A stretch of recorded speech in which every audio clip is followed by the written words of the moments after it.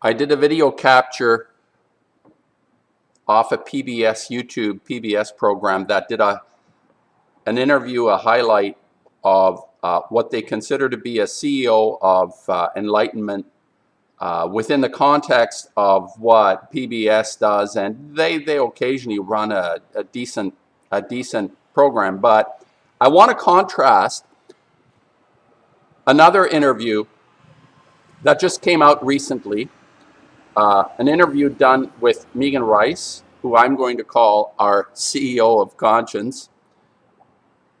And it's a no-brainer. I mean, it's such an easy thing to expose people like this guy who's the CEO of Aetna, big, huge insurance company based.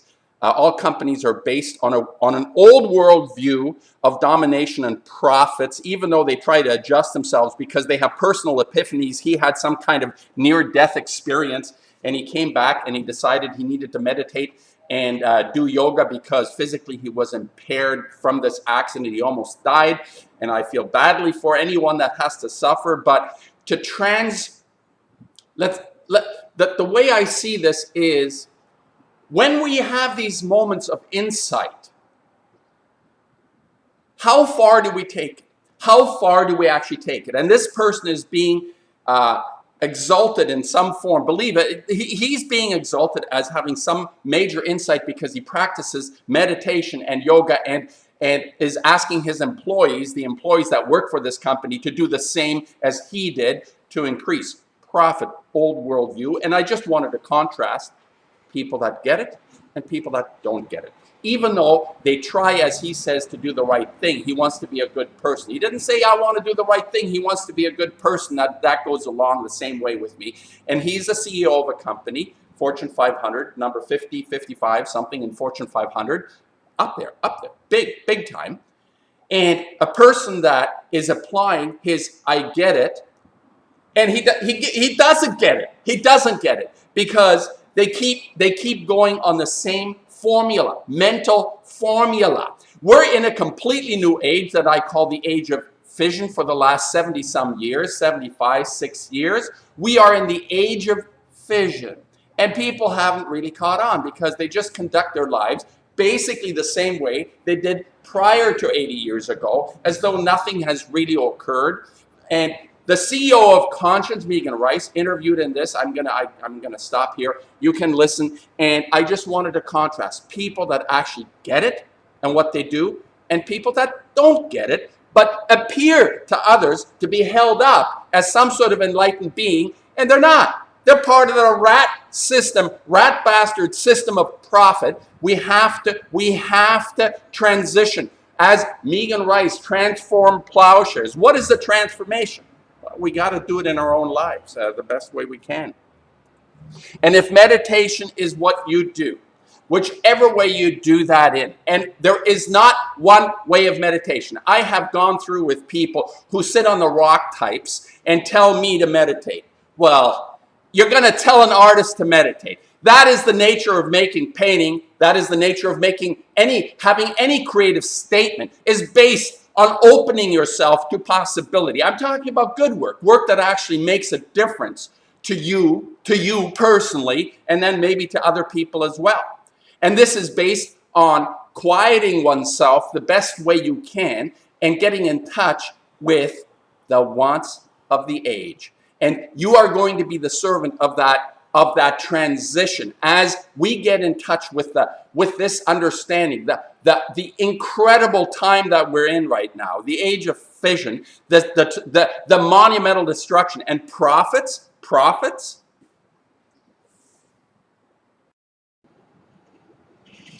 I'm going to run a couple of clips here. One of a company boss for an insurance company who is being portrayed as enlightened on some level because he practices meditation and yoga, not just for himself, but he advocates it to his employees, and some of them bought in, and some of them, actually I think a third of his employees, this Aetna company, 4,500 employees, maybe 1,500, have bought into his enlightened state of enlightenment. And with a bit of ambivalence, I pull this up because he's not the rat bastard nuclear cartel, but he still functions on the level of old world view, world view, and is trying to adjust himself because there is a level of insight and understanding. I'm going to run two CEOs. One, the CEO of Conscience, Megan Rice, in an interview with Libby Halebi after she was released from prison, and this fellow. I'm just going to run this quickly. I might have to do it in snippets here. Listen to this. Now to a story about a high-profile and unusual CEO whose own philosophy and unique life experience has influenced the way things operate day to day inside the company. Economics correspondent Paul Solomon has the story, part of our ongoing reporting, Making Sense, which airs every Thursday on the NewsHour. Aetna Insurance, number 57 on the Fortune 500, surprised corporate America recently when it hiked its minimum wage to $16 an hour. It was a quirky move by a quirky CEO, Mark Bertolini, motorcycle enthusiast. By the way, $16 an hour is probably equivalent to, if you look at it, inflation adjusted from 50 years ago, it's probably like truly making $3 or $4 an hour. So the Enlightenment has carried them to $16, which is like $3 an hour. Thank you. Former hippie and two-time college dropout who aced the GMAT exam on a lark, which led to a Cornell MBA and a career in health insurance. This CEO manages by walking around, slowly and mindfully, actually practicing walking meditation and attentively listening to his employees.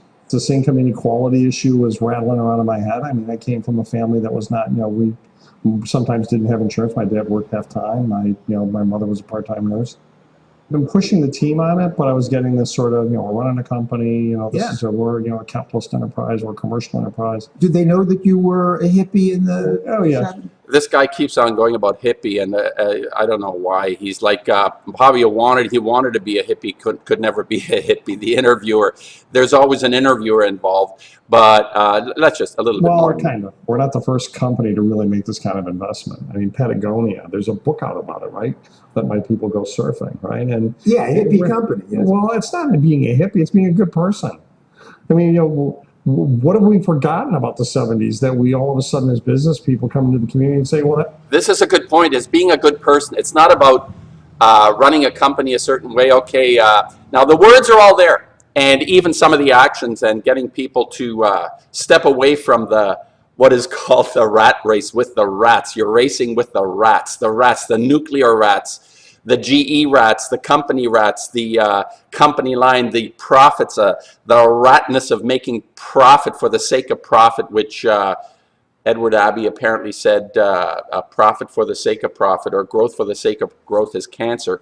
So these are cancers on our planet, but he's trying to adjust. And I'm ambivalent because I admire people trying to step out of the worldview, but even this worldview, and I'm going to counter this with another little snippet from the interview with Megan. Let's just do a little bit more of this. That was really cool back then, but now I'm an adult. I actually showed people once when we were talking about change, I said to them, if you think change is bad, look at your high school picture. And I put mine up on the stage, and everyone went, oh my God. So they got a glimpse. I mean, I didn't talk about all of it. I mean, there are things that you don't talk about in polite company. But so aren't they a little skeptical? It's sort of like the troubled sibling at the hospital. That's his injury. When I had that accident, I couldn't engage in my physical activity the way I had before. So he had an epiphany. I started engaging in yoga as a physical practice, but very quickly found out there was something broader to it. Okay, so there's a selfish element of not being in pain and doing yoga. But the idea for me is that people that, and I'll leave it at this, you can check this out on PBS, this Aetna CEO guy. And his worldview is basically using yoga and meditation to improve productivity and profits, the bottom line being profits. Oh, yeah, of course, people. Yeah, it's all about companies making profits. Now, I want you to listen to this. Let's see. When I came back from Africa, I asked where I felt I could, work best in this country.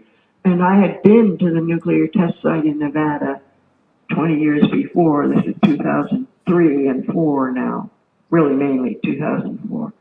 And I realized that they needed somebody in Nevada, so I was allowed to do community work there and help out with that peace movement for the next 6, 7 years. But I was then realizing that was nuclear testing, and the action at Kipsack Bangor in the state of Washington had made me see, was 2 years later, that nothing really had happened. So we were ready to make another message. And so I asked to be able to focus just on nuclear weapons for a year. And they were very, very supportive of that. And I didn't have to say what I was doing. We are an order with whose terrorism or whose mission is to meet the wants of the age.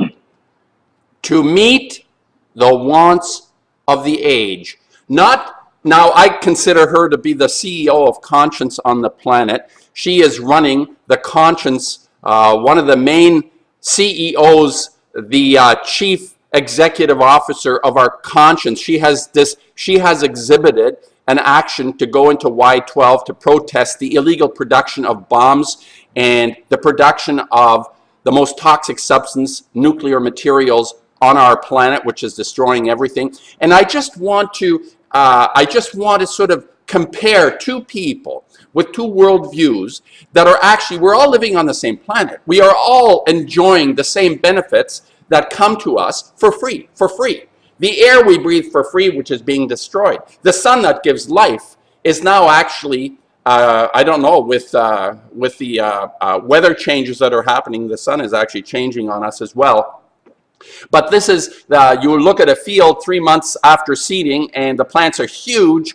That's all free. That's sunlight. That's the environment is giving us our life for free, and we shit on it. But anyway, my point about this comparison is that these two enlightened people, and she goes on in this interview, I don't know whether I can hit it, she says that Michael, Greg, and her meditated for 8 days before doing the action to find what is the want of the time. They understood they needed to act against the nuclearism that is destroying this planet, and opposed to an enlightened CEO like this insurance company fellow. And like I say, I'm somewhat ambivalent because you take just throw me a crumb. So this CEO is like a crumb. He's a crumb to the rest of us, $16 minimum wage. Yeah, he didn't have to do it, which is like peanuts anyway, compared to the profits that they make.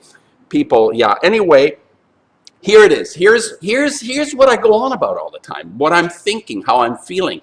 That this old world view is, no matter how much they try to spruce it up with their yoga and their phony meditation, this crap garbage meditation which leads to profits, whereas the CEO of Conscience meditates on the wants of the age. People, you heard her say the wants of the age. And this is what I've been saying about making paintings, that what is demanded of the artist during this time. What is the time? What is our age?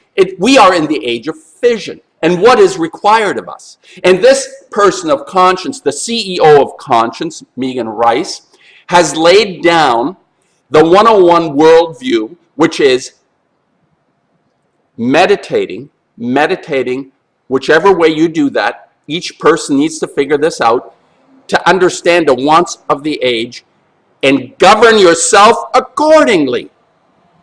Feel this calling within inside of all of us. We need to feel this. We cannot substitute this ability we have to focus on what is really required, like this guy who runs a company who says, in order to increase profits, I have to use yoga and meditation. Well, it's great to do yoga and meditation, people, but if it keeps you in the same spot you were in where you started, well, what's the point?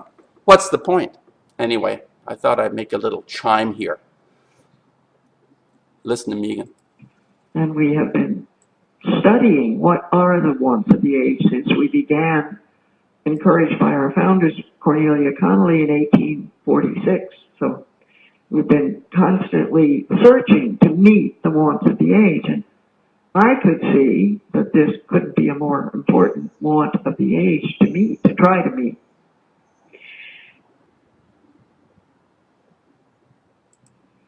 We had like an 8-day retreat before that in the area of Knox. This is her explanation of how the whole thing came about.